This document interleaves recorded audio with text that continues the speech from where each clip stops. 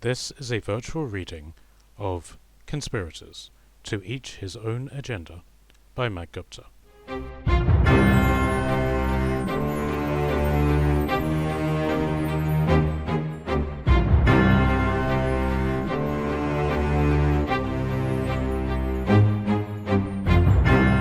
Chapter 64.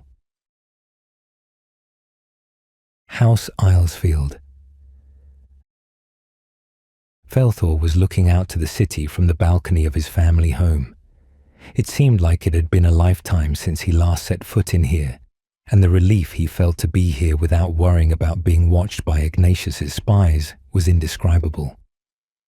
A small bowl of fruit sat on a table, lying forgotten. Gilorn entered the room, after being escorted in by Felthor's citadel guards. Felthor inclined his head towards him as he approached, but didn't turn to look at him. It's done. Gilorn didn't expect to be welcomed in. He felt bad about ruining Felthor's reminiscence. Stormworth is dead. Is he? Felthor huffed in amusement. Good to know. Have all traces to Alistair been removed? Alistair's name won't even be whispered in relation to this. Gilorn nodded, filled with confidence. Not unless his ghost rises from the gutter and tells the city watch itself. It was a confidence that Felthor did not share. I certainly hope not. He made the ward against evil with his hand. I have waited far too long for this to be ruined by the ghost of an old fuck like him. Perhaps I should post my own men on the gutter to be sure. Gilorn nodded. Being consul does have certain risks behind it. Consul? Felthor smiled. He turned around to reveal a steel badge on his chest. It was a sword wrapped in a golden wreath. I am now the Magnus Consulus of Dacia and Islesfield. The entire province of Dacia is mine. Wasn't it already? Felthor chuckled and huffed at the same time. He leant over the bowl and pushed it towards the ranger. Gilorn sat and helped himself to a grape. Felthor watched him eat it. Islesfield has long been the seat of my family. My house holds the fortress and the land for miles around it, but it was only ever a fortress and a village. Dacia was in 3 parts, and it has now become one region, with one seat of power. Mine. It has now been made a province of its own. Your village, and all the towns near it, now answer to Islesfield. With funds like that, I could have Islesfield repaired and ready for war inside a year. The seat of my family has finally been restored. He sank into reminiscence. Ever since my father died, I have dreamed of this day. It's well deserved, Gilorn smiled. I am proud to be your man in this. I owe a lot of it to you, Felthor toasted the ranger. If you had not ended the war with the Golden King when you did, my command would have ended with me still in the field, and Ignatius would have been able to spin whatever tale he wanted. I was under the impression that that happened anyway. Felthor laughed and inclined his head in a semblance of agreement. Yes, I suppose he did. What was the point of that? Gilorn asked. I've always wondered. Why did you face trial? Why didn't you simply take the city then? You had the army, the city was hardly defended, and the people were behind you. Why did you wait? Politics, Felthor smiled. Or cowardice, one of the two. The trial was a farce. I was in no danger. My own supporters would protect me, and the men in the citadel would know that if they found me guilty, I would take the city. The trial was to show Ignatius how much power we truly had, and to give him a full sense of security, to let him relax slightly. Our main goal was Decimus. We needed him on board with us, and to commit publicly to it by siding with us. Once he did that, he would commit to marrying into Alistair's family. That gave us further legitimacy. So you risked your own life, my life on a gambit. You don't sound surprised. I'm not. It was an honest answer. He was surprised by the fact that he didn't feel any feeling at all on the subject. I just wondered why you bothered. For this, Felthor smiled, holding his arms up. Soon Alistair will be crowned. I have the lordship that my family has dreamed about for centuries, and even Turgon has gained position here. Really? As what? He's been made a tribunate. He'll be given a position in the local government when he's not leading a cavalry charge. Is that a good thing? Felthor chuckled. That is a good question. So Decimus signed on with us, and what did that give us? Something to irk his father and secure any support that he would gain when Ignatius fell. Any supporters still left would flock to his blood. We would have complete monopoly in the citadel. Not that we needed it, Gylorn grimaced. We didn't need it when we took the city, Felthor agreed. But in a few months' time, when the city has regrouped and Alistair needs to restore the government, those men who hid from us will come slinking back from the shadows. Alistair has complete control right now, but the people can't be oppressed forever, particularly during a war. We'll need to bring our republican way of life back. In tyranny lies suffering, in suffering despair, in despair war. Gylorn recited. They were the words carved into the entrance of the Fountain Legion barracks, which now lay empty and broken after the city was taken. Felthor smiled as horns began to sound outside the city, signalling the first of the trade caravans. I'm now creating a kingdom, then I get to defend it, and hopefully I will live long enough to enjoy it. A fortnight passed. Alistair's coronation was a massive event. The entire kingdom flocked to see him crowned. The city had been alive with gladiator matches, chariot races, and parades of every kind.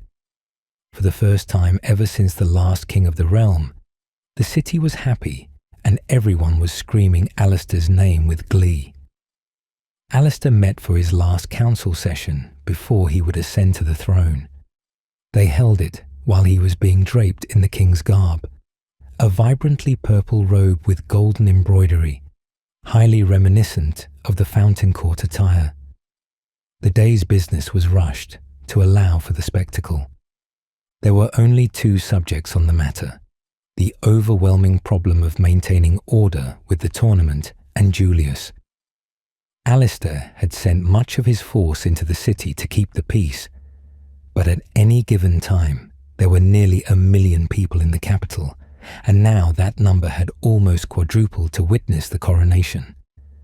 Turgon had been given the temporary position of keeper of the city guard. Not that there ever was one. Despite that, however, he'd made remarkable progress in cutting down crime and civil disturbances. Men had been given to him on multiple points, but they were heavily outnumbered and the city was set to bursting. Unfortunately, no more men could be sent over to him, as the army was required to have front row seats for Alistair's crowning. In the end, the agreement was that everything would work out after the ceremony, and the world would right itself afterwards. The second point was treated much more seriously. Our scouts last saw him taking the North Road into the mountain passes, Pillimore reported. The tensions that had been present the last time they had discussed this matter were gone, and he was standing taller than ever. The men pursued them as far as they could, but in that waste, an army can hide in a single glen, and there are hundreds of glens in the Badlands. Alistair sighed. We have an enemy army in our lands, and we have no way to find them. The Badlands are an isolated territory.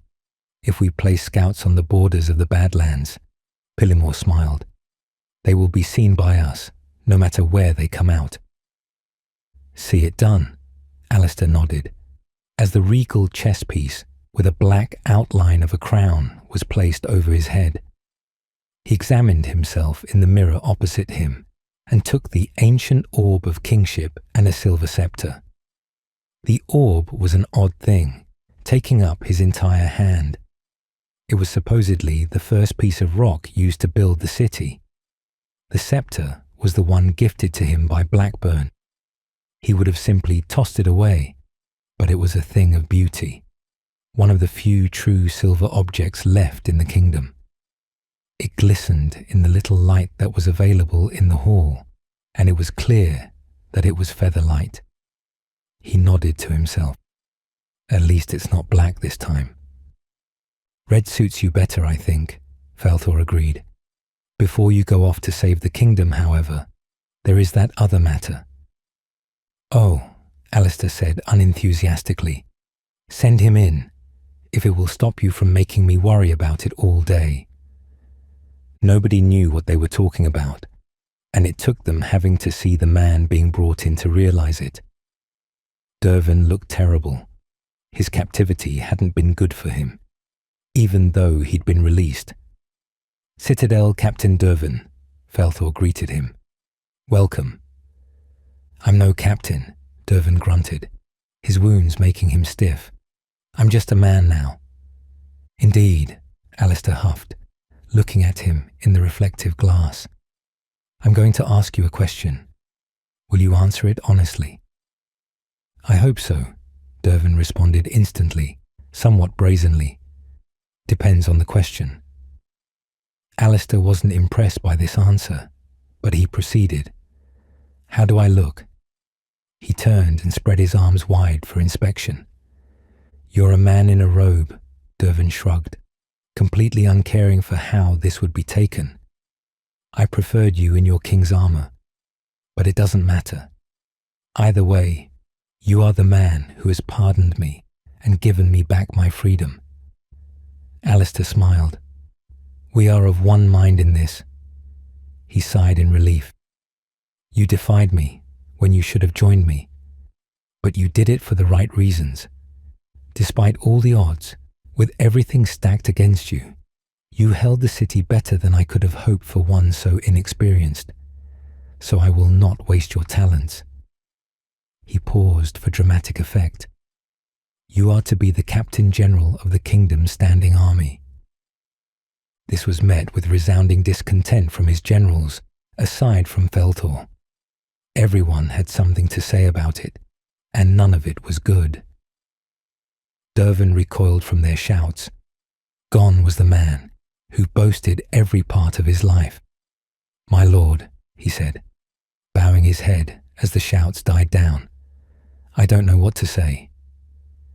Best say nothing then, Alistair smiled. Dervin shook his head. I fear I cannot accept. These men will not fight alongside me, and none of your men will take orders from me. I will not fight alongside this man, Pillimore agreed. I lost my youngest brother to his ilk. I will never count him as my friend. Baranis had another point in mind. I will accept this. This man stood against the might of all of our forces and stood firm, even when all hope was lost and his body broken. I would have such a man counted amongst my allies.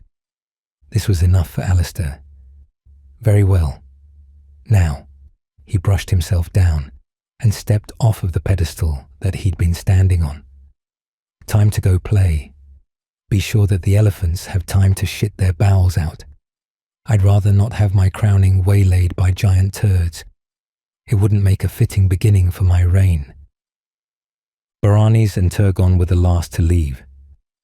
Given that he promised he would not take the crown until the war was over, Baranis muttered, fitting beginnings are the least of our worries.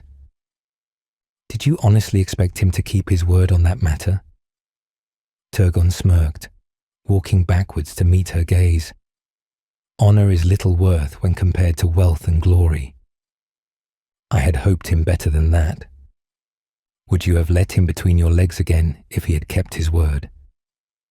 Perhaps, Baranis said it without blushing. I may have even let him put his air in my belly.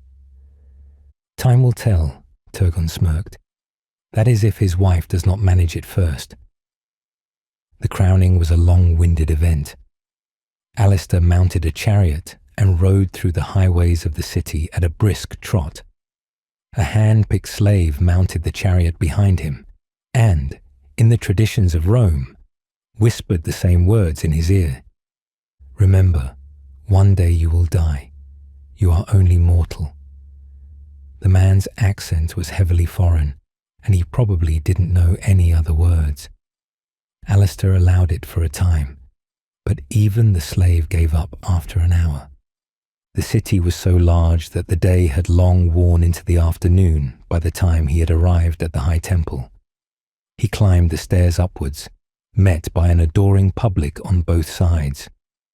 His knights parted the crowd ahead of him, and he finally made his way to the top of the stairway. The slave prostrated himself before him as he turned to face the public. It was only the nobility that stood here to greet him. The general populace was spread throughout the city and had displayed their pleasure at the gifts that he gave. They varied from bread to silken garments, but all were received with great enthusiasm. "I was not born to be king," he called, his voice echoing across the street.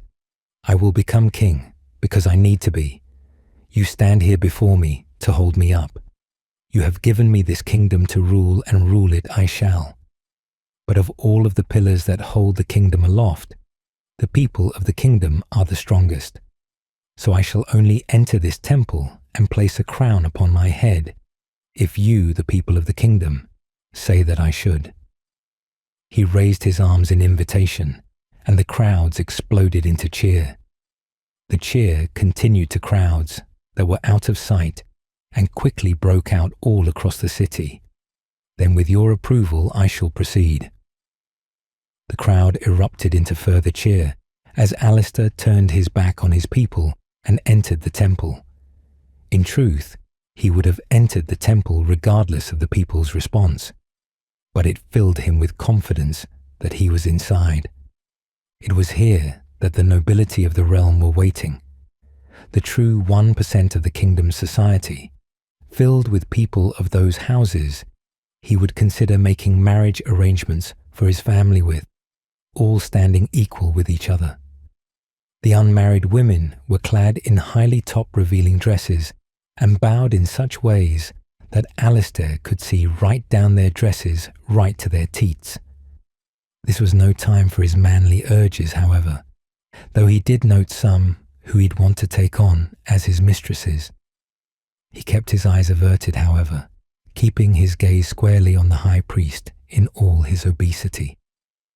"Kneel," the high priest droned, keeping his eyes off of Alistair. This irked Alistair. Surely he should be kneeling to him, not the other way around, and the floor was hardly at its cleanest. What with everyone traipsing in dust and sand from outside? He obeyed, though, holding his scepter upright and keeping a sweaty grip on the stone-cold orb. "Father above, hear us now," the fat man called, his voice becoming more and more tedious. "Take this man, Alistair, son of Alexis, the second of his name, Prince of Seaward, and elevate him to the position of your son. Name him High King of the Realm and all other realms of men. Name him Emperor of the South and of Dacia, from Byzantium to Camelot. Let him rule from the Marble City to the halls of Seaward. Let him be just and fair, and may his legacy continue until the end of time. If you find him unworthy, Father, send down your wrath upon him and smite him for the unbeliever that you deem him to be." There was a long silence. As expected, no godly wrath descended down to blast Alistair from his ambition. So the high priest continued. He demanded Alistair to rise and turn. A serving man arrived with a velvet cushion to take away the orb and the scepter. Alistair let the orb go with a great relief. It had gotten heavier and heavier throughout the day, and it had been sapping his energy somehow. He stepped up before the high priest and turned to face the crowds. "Then by the grace of the Father and the people of the Marble City, I name you High King Alistair." The crown was placed on his head. It was a plain and light thing, made out of silver and gold. There were no jewels to it, but the imagery embroidered in the silver was stunning to behold. Alistair had commanded it to be so, giving the impression that the crown would be a symbol of the modesty and better spending habits that the kingdom would have to undergo to survive the wars to come. It was lowered onto his head slowly and carefully, taking a full 2 minutes. Nobody spoke except the slave, whispering his ritual words. The city was silent. Then the high priest stepped back. "Let his days be blessed. Long live the king." "Long live the king," the crowd chorused. "Long live the king. Long live the king." Alistair smiled, savouring the moment, and then he straightened up. "This moment is not mine alone." He addressed the city as a whole, though only the people inside the temple could see or hear him. "It belongs to all of you. Let this day put an end to the tyranny of the pretenders, and may we walk in a future both bright and plentiful." The crowd applauded and bowed. Alistair spent the next hour walking amongst them, accepting thanks and congratulations, letting them wash over him. It was a hot day, and his robes weren't exactly keeping him cool. All he could think about was finding something to eat, something to drink, and someone to fuck. Berenice's plump breast sprang into his mind, and he considered sending for her, but he suddenly found himself surrounded by the well-dressed visage of his wife, and the Amazonian vanished from his mind. The celebratory feast was an extravagant affair. With over 75 courses, Alistair got his wish of something to eat and drink. The entertainment was extraordinary, especially when Richard, once again the tawny champion, held court. Singers from every corner of the kingdom came to play for Alistair, and several children performed a reenactment of his rise to power, which ended with a large-buttocked Ignatius impersonator getting slapped across the arse with the flat of 6 different swords. Alistair delighted at it all, his eyes darting from one lord to another. His gaze overlooked Berenice and Vitalian, who were sitting in the shadows, not partaking in the merriment. "So this is how a man's honour dies," Berenice muttered in disgust, a mug of ale in her hand. "With cheers, merriment and applause." Vitalian let out a grunt, his hand on his dirk. "He is king now. Honour is what he makes it." "And what of our honour?" Berenice snarled, gazing at Alistair darkly. "Honour," an old voice laughed. "What honour is that?" They turned to see Conspirators watching them. The smell of pipeweed floated around him, and he had a large mug of something dark in his hand as he leant upon his staff. "You, who spread your legs for any gain. Watch yourself immortal." Berenice slammed her drink on a nearby table, her hands closing on her axe. "I am in no mood for insults." Conspirators realized he had erred and bowed his head in apology. "If honour matters to you more than your kingdom, why do you remain?" Berenice was taken aback. "Because I said I would," she came out with. It was good enough for Conspirators. "If you'll excuse me, I should see to the pyromancers. They have a wagon of fireworks that are not going to light themselves." He cleared his throat and left. Berenice shook her head and drained her drink, emptying her mind of Conspirators the immortal. The night sky was soon alight with colour, fireworks exploding into shapes never seen in this lifetime of man. Dragons, griffins and centaurs darted throughout the sky, and the coronation of High King Alistair passed into legend.